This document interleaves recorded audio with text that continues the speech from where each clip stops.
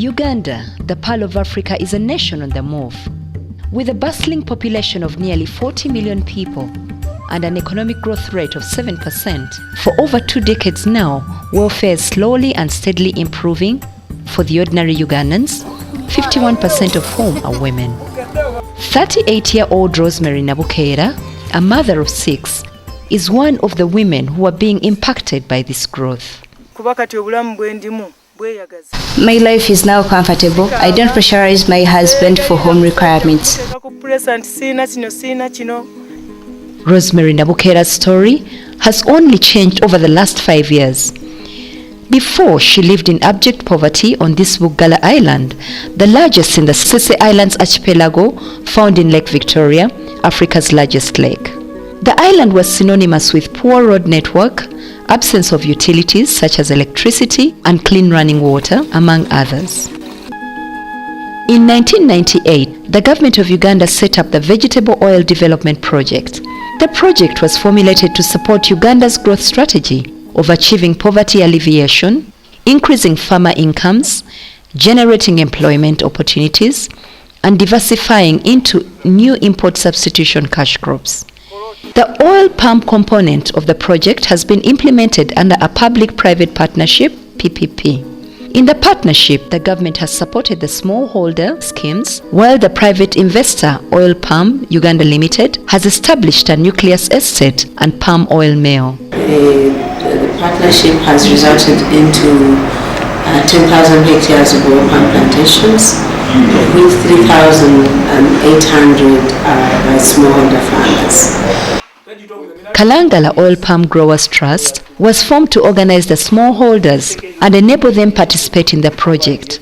Out of 1,610 farmers, 578 are participating as women farmers in their own right as farmers in the project. It's about 1 year since I started harvesting oil palm from my personal plantation. I started with 100 kilograms, then 200 kilograms, and now I get 1 ton per harvest.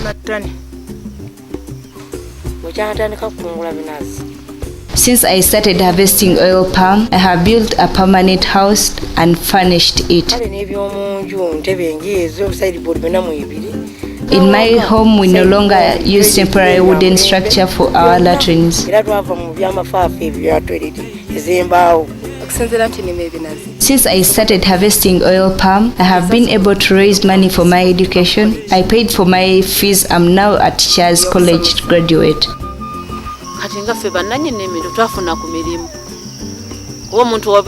As farmers, we are now fully employed. Each farmer has a bank account. We simply walk into the bank at the end of the month and withdraw our money.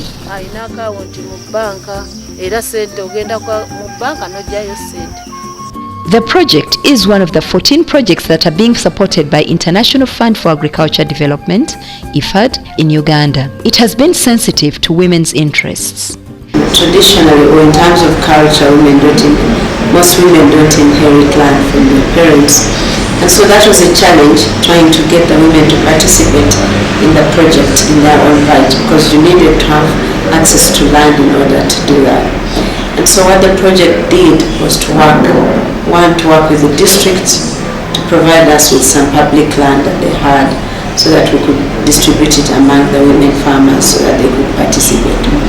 The focus on women has enabled them to fully benefit from the project, as well as have control on how they spend their new and improved incomes.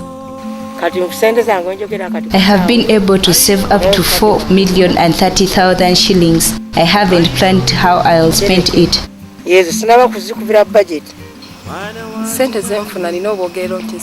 I have control of the money I make from oil palm. I plan and do whatever I want.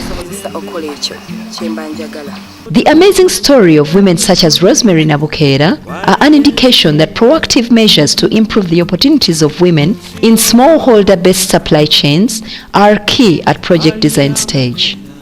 I wouldn't have managed to build a nice house like this. I started with the harvest money. I am now able to pay for my children's education. I can afford to eat what I desire. My children are now in quality boarding schools in senior 2 and 5. We all don't sleep on grass but on foam mattresses, including this baby.